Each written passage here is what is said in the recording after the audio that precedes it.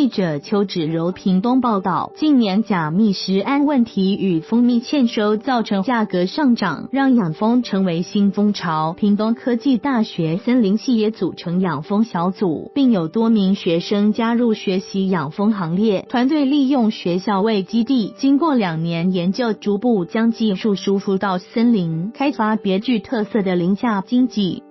屏科大森林系副教授陈美惠说，团队利用苗圃设置蜂箱作为养蜂基地，从饲养10个蜂箱开始，逐渐扩大蜂群数量，技术稳定后逐步输出到森林中。在森林环境下养蜂，其蜜源植物来自森林构成的树种，可以有多样变化，花期不似荔枝、龙眼等果树，受限于3至5月，可依不同月份、不同开花植物进行蜂蜜采集，环境也纯净，无农药等化学污染。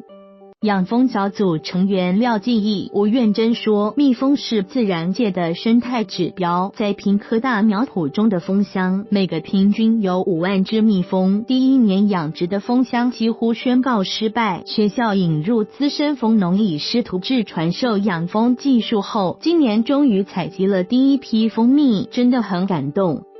吴苑珍也表示，养蜂课程搭配森林系的基础，让森林系的出路变得更多元。养蜂成本低，收益大，可以说是 CP 值蛮高的工作。陈美惠说，传统的森林经营以生产木柴为主，但在林地生活的先民就是从森林中寻找食材来满足日常所需，且森林环境并非一般平地可以仿造，因